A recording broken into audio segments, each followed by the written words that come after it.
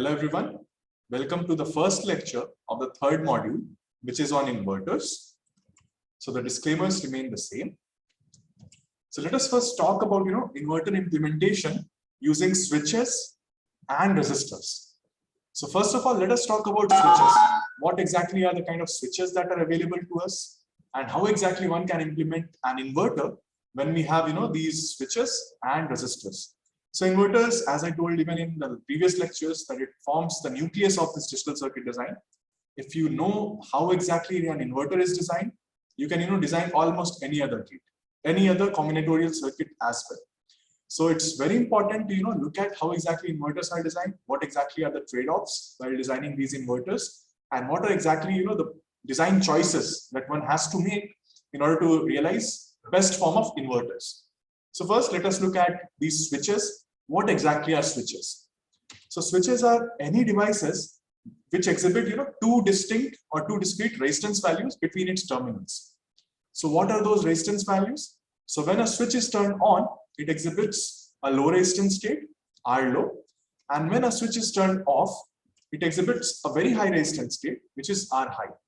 And ideally, you want R high to be as high as possible and R low to be as small as possible. So in mechanical switches, you have R low as pretty small and R high as very high. So almost no current flows when your switch is turned off.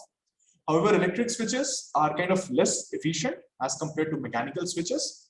So now let us look at how exactly these switches behave. So this kind of configuration is called a positive switch. So the two terminals of the switch are X and Y, and A is the control terminal. So depending upon the logic levels of A, how the switch behaves, that categorizes it into a positive switch or a negative switch. So let us look at what exactly happens when you have a positive switch. So in a positive switch, what happens is when the input at A, or when A is logic level 0, the switch is turned off. That is, it's open switch, and therefore X and Y are connected with a high resistance. When this A is high, I mean when A is connected to logic level high or 1, then it acts like a closed switch, and the resistance between X and Y is a low resistance, or the switch turns to its low resistance state, and that is how we define a positive switch. So A equals to 1, switch is turned on, a low resistance connects X and Y, A equals to 0, the switch is turned off, and a high resistance connects X and Y. Now let us look at its dual or its complement. So we also have something which is called a negative switch. So a negative switch is simply differentiated by a positive switch by this circle over here. So how this negative switch works? So a negative switch works in an exactly opposite way. How? So whenever the input at A is 0, the switch turns on, and we have X and Y connected by a low resistance state or low resistance. When this A is equals to 1, then what happens? The switch is turned off, and it's open, kind of the switch is open, and a high resistance connects X and Y. Now so we live in a world which is kind of mostly positive. Like in the corona period, you don't want to get positive, but in this world, we work mostly based on the positive approach. So logic level low corresponds to low voltage, as I already discussed previously, and logic level high corresponds to high voltage. So for A to be at logic 0, we say that we apply a low voltage at A.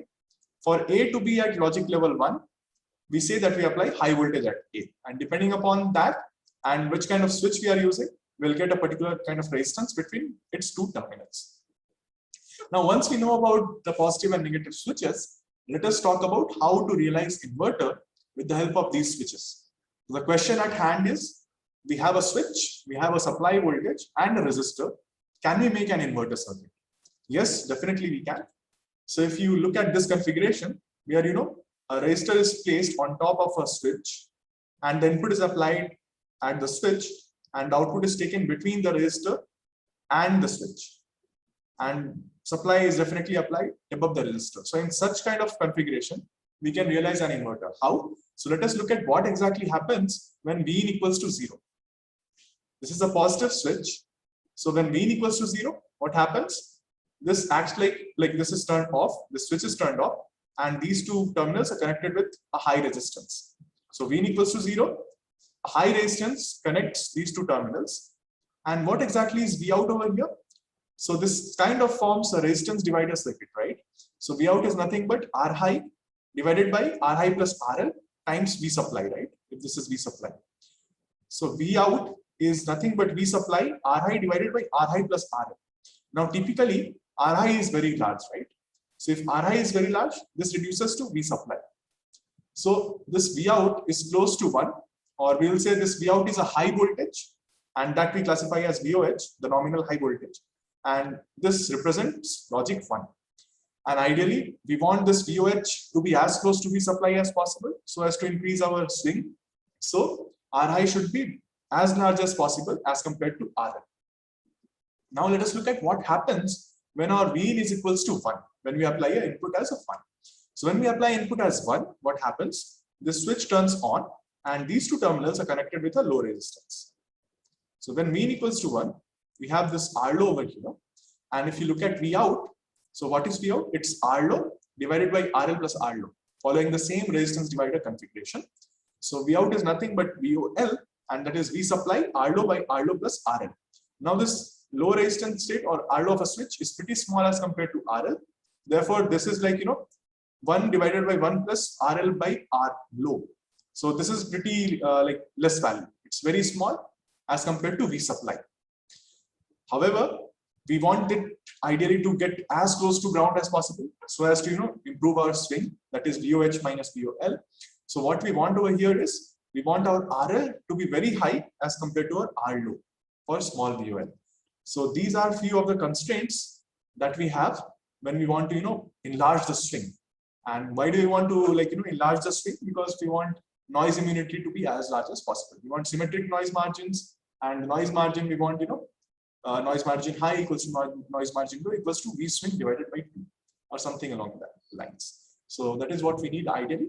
So yeah, so these are the constraints on RL, R high. So basically the constraint is R high should be very large as compared to RL, and RL should be very large as compared to R low. So that is the constraint for increasing the swing of this device. So this was about nominal voltage levels. Now let us look at, the other thing that we can do is we can increase VDD or V supply. So even if V supply is increased, your swing increases. But that is not a good option because it also increases the power dissipation, right? Because your dynamic power dissipation depends upon VDD or V swing, so that also increases once you increase your VDD. So now let us look at the delay of these devices. Let us look at the delay of the inverter, which we have realized. So as I told that in all these digital systems, usually the load is capacitive. Why capacitive? Because usually these switches are implemented with the help of MOSFETs, and at each of the nodes they see kind of input capacitance of a MOSFET as well as some parasitic capacitance of a MOSFET as well as the Miller capacitance in the form of CGT. So mostly the output load is a capacitive load in the case of these inverters or any digital circuits which we take into account. So here let us also represent the load in the form of a capacitor, load capacitor CL, and this input. So how do we calculate the delay? So we apply a step function, right? So we apply a step function and then we check the response, and the time it takes to go from 50%, like 50% of the step input to 50% of the output, that we take as the TPLH and TPHL, right? TPLH when output is going from low to high, and TPHL when output is going from high to low. So that is typically how we kind of measure this TPLH and TPHL, that are propagation delays for high to low and low to high transitions. And from there, TP is simply, or propagation delay is simply arithmetic mean of the two values. So what we do here, we apply a step function, and then like if mean is applied as a step function, the output here or V out kind of grows exponentially, and we found out that the time it takes to reach 50% value is nothing but 0.69 RC, right? Where R is the kind of R equivalent at this node, and C is CL. So let us try to calculate the values of TPHL and TPLH for this inverter that we have made using these resistors and this switch. So first let us focus on TPLH, that is the output is going from low to high. So when will the output go from low to high? When your input has gone in a step way from high to low. So once your input is low, the switch kind of gets turned off because it's a positive switch, and it shows you a resistance of R high. So now how exactly we define this TPLH? So this TPLH is defined as a time, or the time it takes for this load capacitor to charge to 50%. Since we are talking about step input, that is this input voltage over here arbitrarily goes from 1 to 0, and then we see how exactly this output responds to it, right? So output will go from 0 to 1, and then we just take the value of this output when this is like 50%. So this we derived earlier that it is simply 0.69 times R effective of at this point times C, right? It's R 0.69 RC, and here what will be this R equivalent? This R equivalent will be nothing but R high parallel RL, right? Because this V equals to 0, so this will be R high parallel RL. So this time to take in to charge the CL to 50% or the TPLH for a step input, that is nothing but 0.69 CL times R high parallel RL, which is the equivalent resistance at this point. So that is what? That is R high into RL divided by R high plus RL. Now what you exactly want? You want TPLH to be as low as possible. So when will TPLH when will your TPLH be low?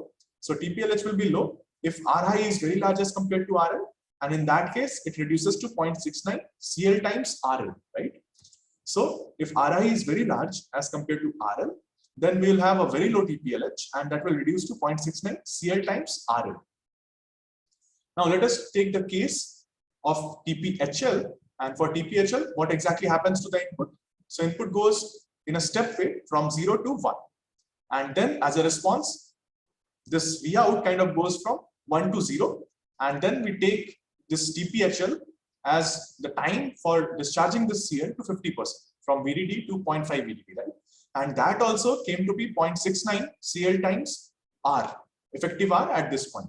So here, what is the effective R? Since you are applying a 1 here, I mean, since the input is 1 after the step, so this switch resistance is R low. So the effective resistance at this point is R low parallel RL. So TPHL is nothing but 0.69 CL times R low into RL divided by R low plus RL. Now, if you have RL very large as compared to R low, which was the case which you wanted for a large swing, then what would happen? We'll achieve minimum TPHL. And what would be the value of this minimum TPHL? It would be 0.69 CL times RL. So we'll get minimum TPHL as 0.69 CL times RL. Sorry, 0.69 CL times R low, right? So if RL is pretty high as compared to R low, then TPHL is 0.69 CL times R low. And what is the lowest value of this TPHL? TPLH. So the lowest value of this TPLH is 0.69 CL times RL. So you see that the lowest value of TPLH is 0.69 CL times RL, and the lowest value of this TPHL is 0.69 CL times R low. Since RL is very high as compared to R low, you see that it's not a symmetric kind of configuration, right? Your TPLH is large as compared to TPHL. I mean, the minimum value of TPLH, that is large as compared to TPHL. So let us now look at what exactly this implies for practical circuit design, or let us focus more on this delay. Let us provide more insights into the delay of these circuits. So we want very small TP, right? We want propagation delay to be as small as possible and our frequency of operation to be as large as possible, since it's also dependent upon this TP. So how can we make this TP small? So TP is simply TPLH plus TPHL by 2. So we would ideally like to reduce TPLH and TPHL as well. Since it's an arithmetic mean of the two, we just reduce these individual components and we'll reduce TP. Now here comes I would say an interesting fact that we always want a duty cycle of 50%, and when we want that kind of a symmetric operation, that essentially requires your TPLH equals to TPHL. So the first question arises, why do we want a symmetric operation? Why a duty cycle of 50%? So ideally what happens is, in these digital circuits, none of the circuits work in isolation. So typically you have chain of inverters, chain of these combination circuits, and so on. So one gate is kind of driving the other gate. So if we have 50% duty cycle, then you ensure that each of the gate is turned on for only 50% of the time of your of time of operation, and then it consumes energy or static energy only for that 50% of the time. However, if you have an asymmetric operation, that is if you have a TPLH which is larger than TPHL or so on, I mean not only in terms of TPHL, if you have a duty cycle which is larger than 50% or smaller than 50%, then one of the circuit, the first stage circuit, let's say if the duty cycle is smaller than 50%, So the first circuit is turned on for, let's say, 30% of the time. But since, let's say that it's an inverter, so once the output is inverted, the circuit which is cascaded to it, that will be turned on for 70% of the time. So if you look at the amount of energy dissipated and so on, then that would be higher. So 50% duty cycle is kind of, that ensures that the amount of energy dissipated is low minimum, and the circuits are turned on for 50% of the time on. So one of the factors that we always need to ensure in designing digital circuits is we should not actually look at these inverters or these circuits in isolation. Here we just want to understand its properties. That is why we are looking at in isolation, and that too we are actually lumping up, or I would say we are clubbing all those capacitances which this inverter has to drive and giving it as CL. Here also I won't say that it's in isolation, because CL kind of takes into account the external capacitances or the input capacitance of the subsequent stages. So whenever we want to analyze these circuits, we should keep in mind a holistic approach. I mean holistic view, how exactly multiple gates are connected in series and so on. And we should not look at one device in isolation, because that may give you a design approach which need not make efficient system design. That logic may operate well with that kind of design approach, but when you cascade them together, it may not work well. So while discussing about inverters, we'll also look at how exactly a chain of inverter behaves. And one of the reasons why we take our symmetric operation or duty cycle to 50% is that we want to turn on each of these inverters in the chain for 50% duration itself, and not for 30%, 70%, and 70%, 30%, and so on. Because that way the energy and the resources consumed are larger. So for minimum resource consumption, we need to have a symmetric operation of 50% duty cycle. Also, what can be the clock period of, or I would say the frequency of toggling, or the time period of toggling? What can be the time period of toggling our inputs? So how we define here is the time period of toggling divided by 2 should be greater than maximum of TPHL or TPLH. So now let me explain this. So let's say this is the input which is toggling. This is the input pulse which is toggling. It is going from 0 to 1 and then from 1 to 0. Now what this statement means is, within this T by 2, so this is T by 2, right? If its time period is T, so it goes from 0 to 1, then 1 to 0, and then again it will go from 0 to 1. So the time period is starting from here, this to this, and then when it starts to, immediately when it starts to go from 0 to 1. So that is its time period. So within this T by 2 period, that is once it goes from 0 to 1, and then before it comes from 1 to, before it goes from 1 to 0, within this T by 2 period itself, this output should be reflected. That is, if your TPLH is less than, or if the max of this TPLH is less than, or this T by 2 is kind of greater than this max of TPLH, it simply means that this transition of output from 1 to 0, when the input has transitioned already from 0 to 1, should definitely be there before T by 2 of input. So what this helps you is, it helps you to determine the clock period of operation or clock period of this input. Also, if you have this max of TPLH as larger than T by 2, then what will happen? The output swing also suffers. So if you think about it, you will get to know that let's say my input goes from 0 to 1. So my output will go from 1 to 0. Let's say the TPHL max kind of starts to come here, somewhere here. So once this goes from 1, once the input transitions from 1 to 0, now the output, when it transitions from 0 to 1, that will happen even later, right? It will happen in the next clock cycle. So at the end of this clock cycle, once you sample the output, it will come as a smaller value. It won't go from supply rails to supply rails. So that is also one thing which is important. So you'll have to actually make it and see. That would be better to understand. But right now, I just want to clarify that why do we have this kind of constraint on the maximum allowable toggling frequency or the toggling time period? So what we ideally want here is, once the input goes from 0 to 1, the output will go from 1 to 0 if it is an inverting circuit. So what we exactly want is, before the input going from 1 to 0, we should have the output going from 1 to 0. That is, the change in the input should be reflected at the output within T by 2 time period. And that way, we are reducing the chances of overlap, or I would say reduced swing. So that is one of the concerns why we use this, T by 2 should be greater than or equal to max of TPHL or TPLH. So what about T? T should be greater than or equal to twice max of TPHL or TPLH. It simply, like again stating the same fact, it simply means that within this T by 2 time, after the input has gone from 0 to 1, the output should respond. If it's an inverting kind of circuit, it will respond going from high to low, and we will have TPHL, max of TPHL should be less than or equal to T by 2. And if it is a non-inverting circuit, then output will go from 0 to 1 if the input is going from 0 to 1. And then also TPLH should be, max of TPLH should be less than or equal to T by 2. So these are the two constraints for inverting and non-inverting circuits. And this comes just because of the fact that we want this output to transition before the input transitions from 1 to 0. That's all. So now that we know the importance of a symmetric operation and this kind of, how exactly we define the time period of the input or time period of toggling, let us look at what exactly happens when we want this TPHL equals to TPLH for the inverter circuit that we designed. So if we equate, so how do we do that? We simply equate these two expressions. So we want TPLH to be as close to TPHL as possible. And then we equate these two equations. So once we do that, we obtain this.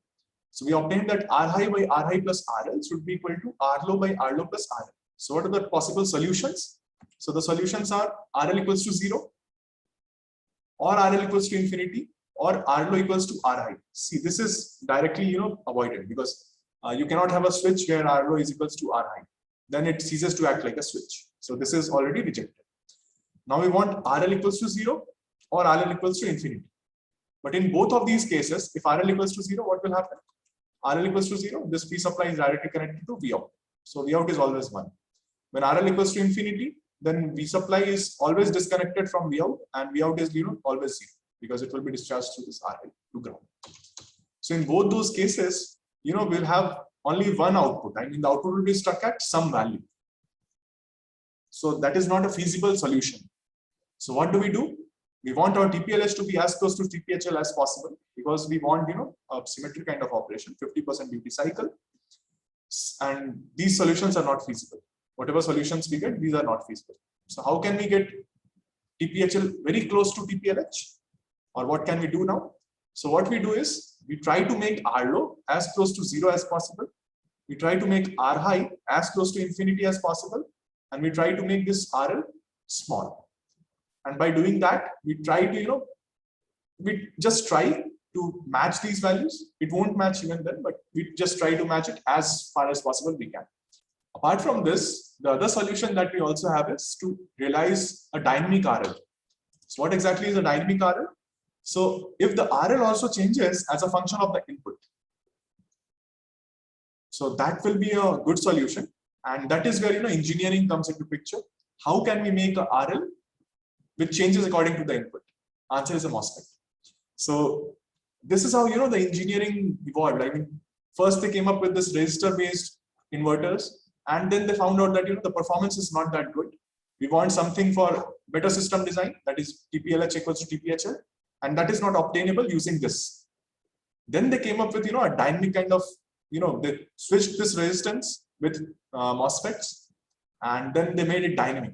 And they could achieve TPLH equals to TPHL then. So this is how engineering evolves designs. So yeah, we'll look at it during the course of discussion of these modules. I mean, the third module, we'll be discussing all the kind of inverter implementations, how they evolved and what are the problems with them, the trade-offs basically. But first, let us also look at, first we discussed about the swing, then we discussed about the delay. What is the power?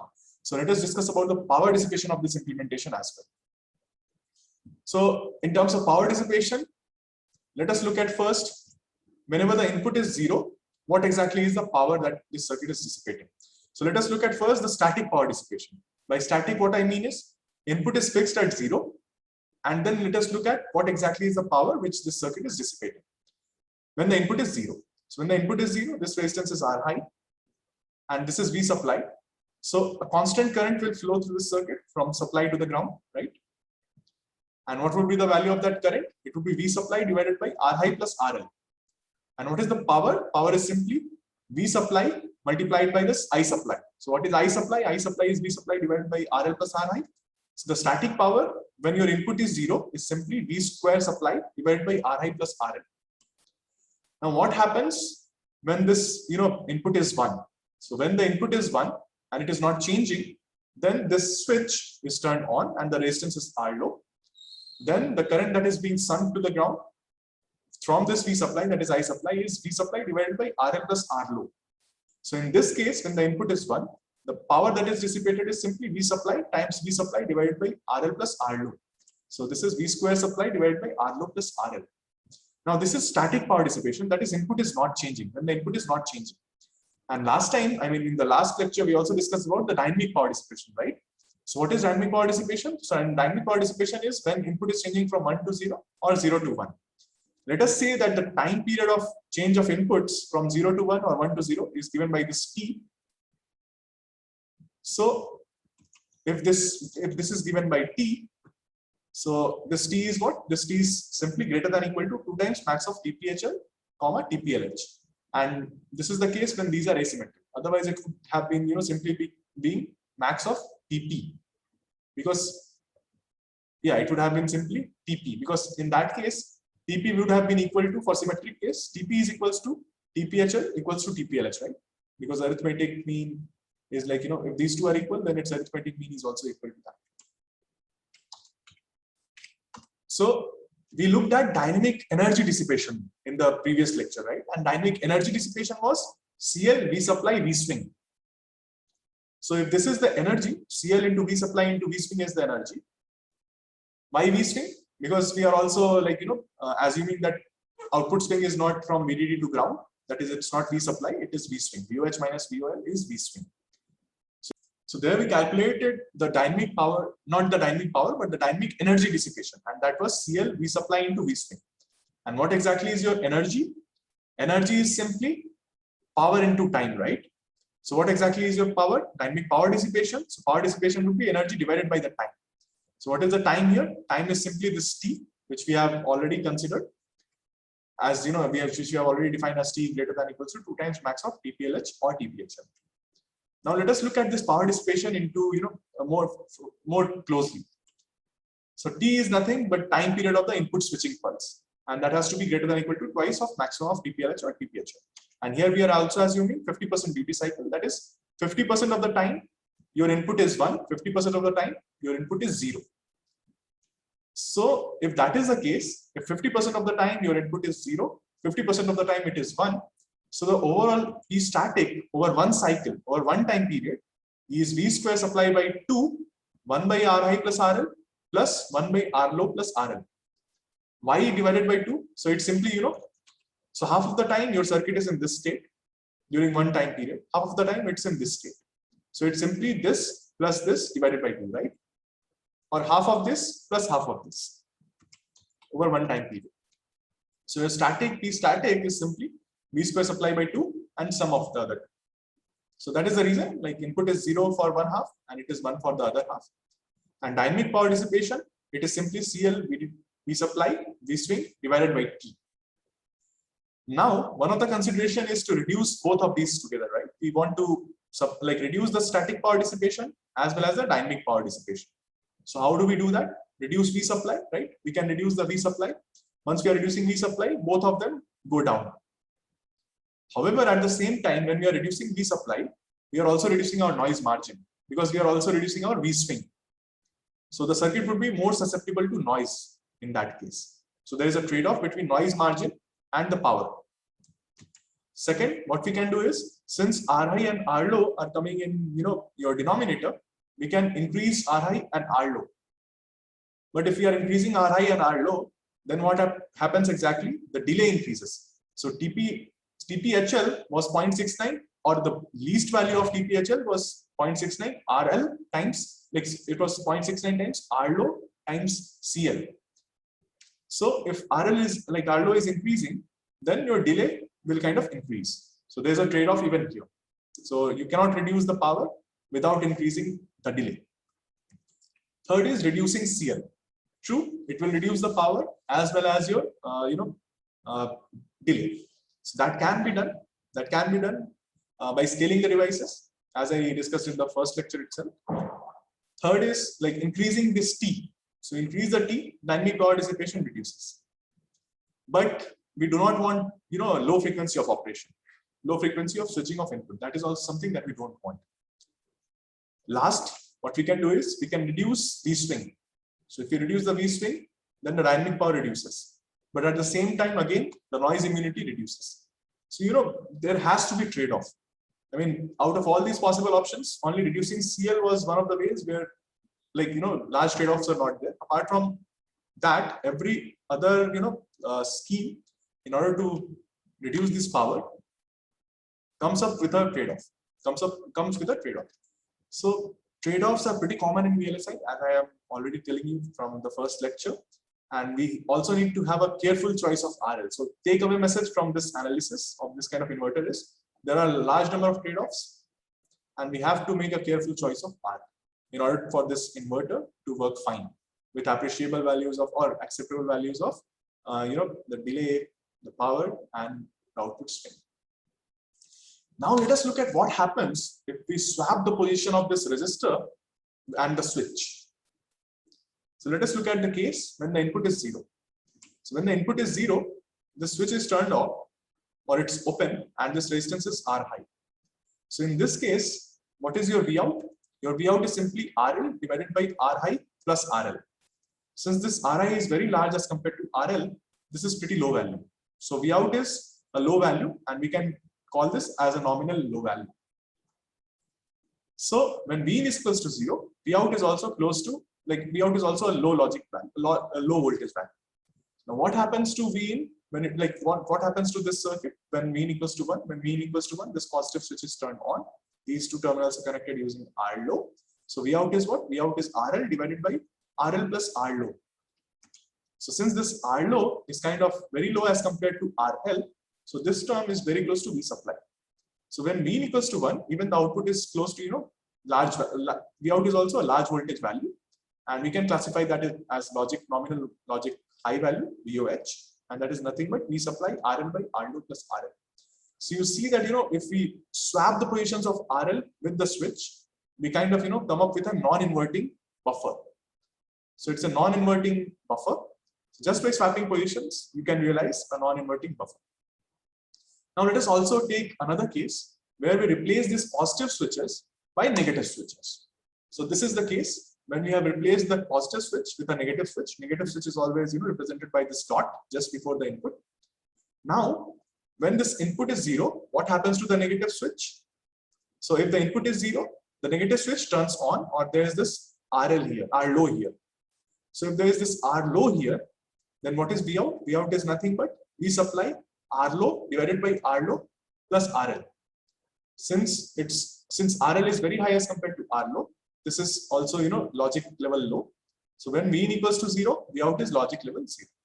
Similarly, when Vin is equals to high, this is R high. I mean, when Vin equals to high, this switch is open because it's a negative switch, and here R high comes.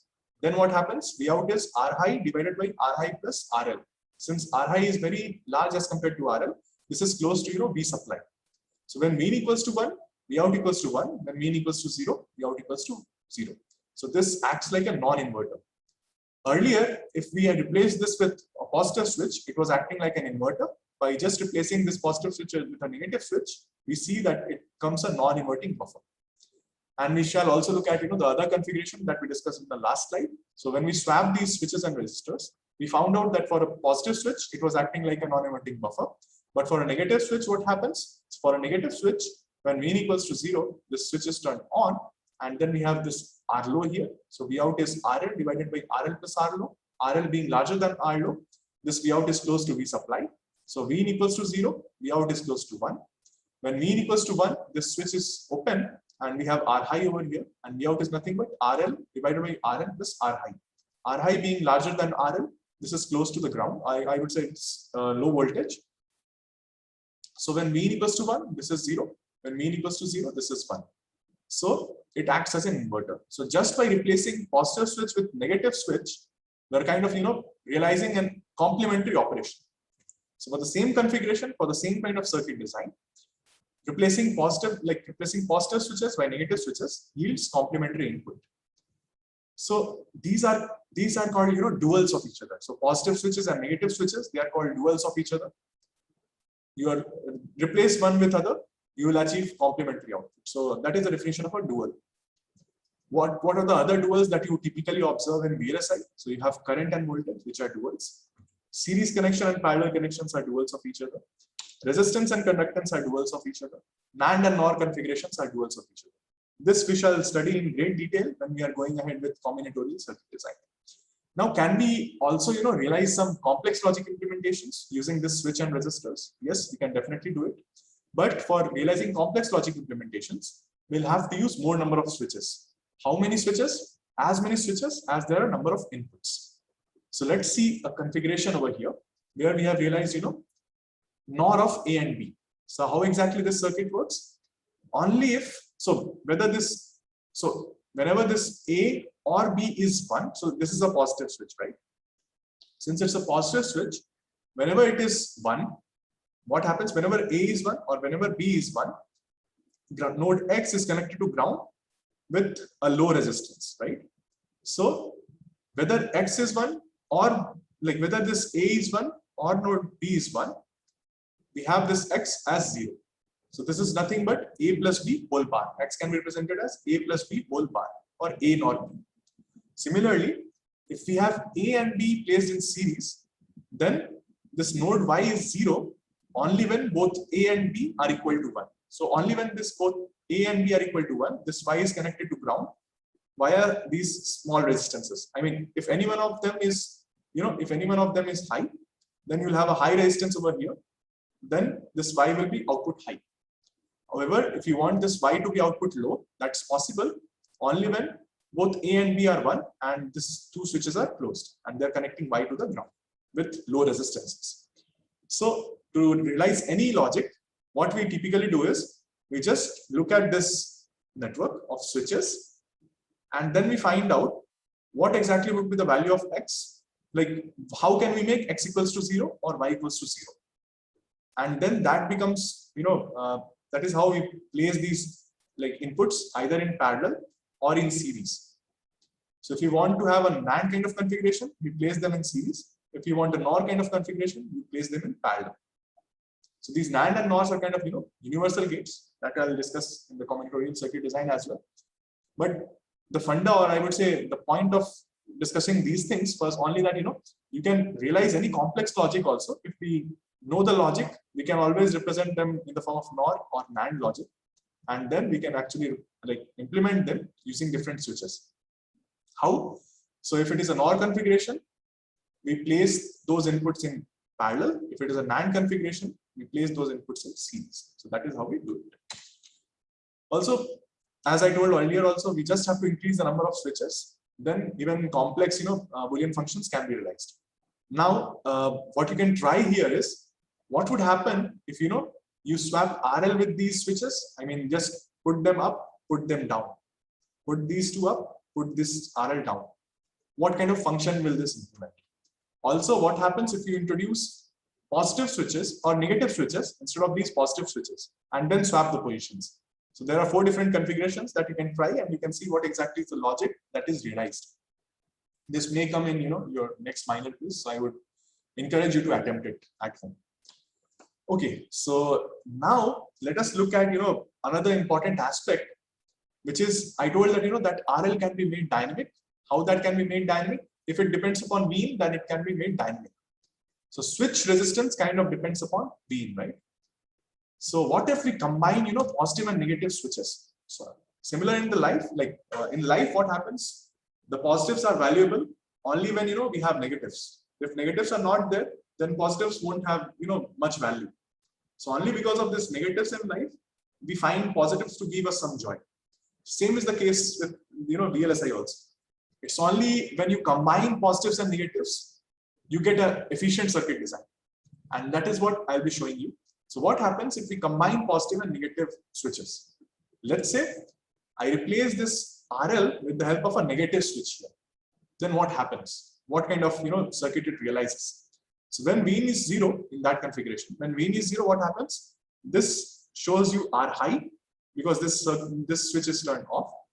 This, on the other hand, I mean the negative switch is turned on and it shows you R low. So here what is V out? V out is nothing but R high divided by R high plus R low. So it is pretty close to 1 or V supply. So V in is pretty close to, so when V in equals to 0, this V out is pretty close to V supply. So it's inverting.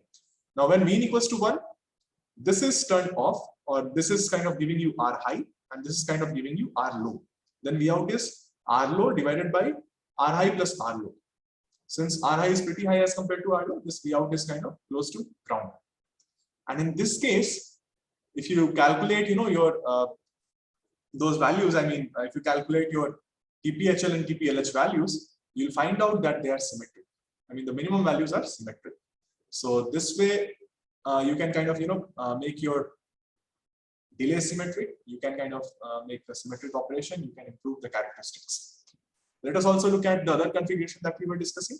So let us swap the position of this negative and positive switches. So in that case, what happens? When V in equals to 0, this is turned on. This will give you R low. This will give you R high.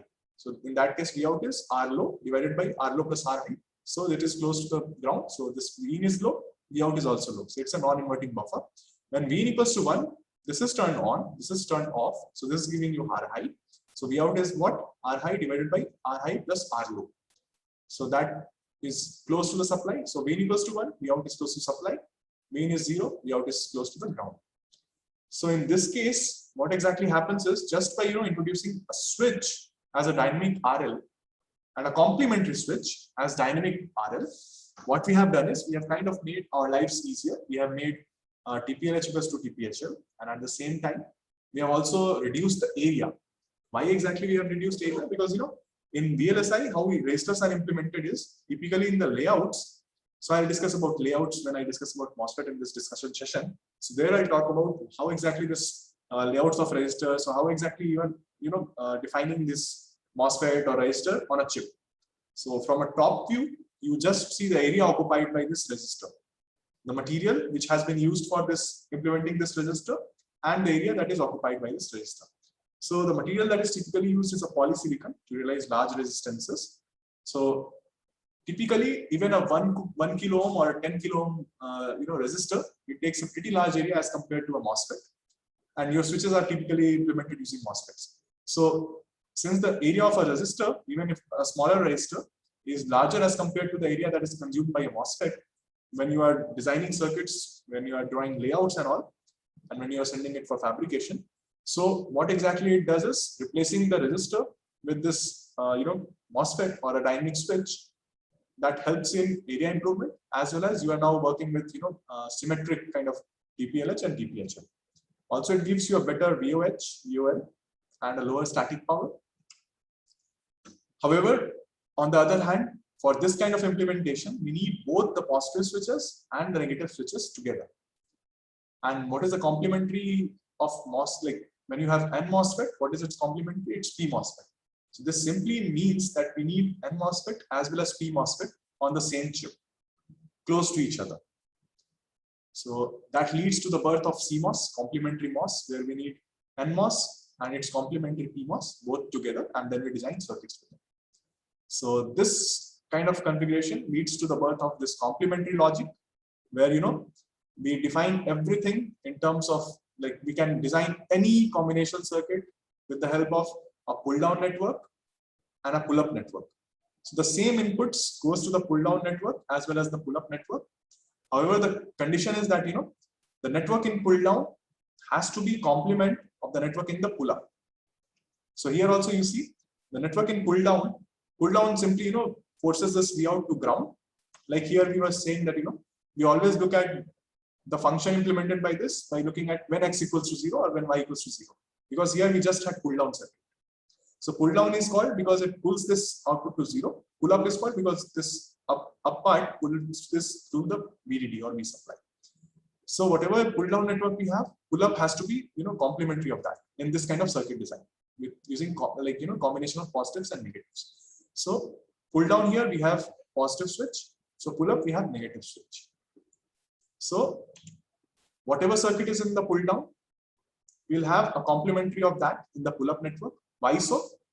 Because only one thing, I mean, the output should be connected to either ground or VDD. Why so? Because if the output is connected to both ground and VDD together, then we supply. So let me discuss that in detail. Why exactly? So yeah, we need both networks to be complement of each other. Why? The answer to why is we need only either pull-down network or pull-up network to be on at one time. If both are on together, then V supply will be connected to the ground and we'll have huge static dissipation that we do not want. And output can also be either logic level 1 or logic level 0 at one time. So output, if this is turned on, output is logic level 1. If this is turned on, output is logic level 0.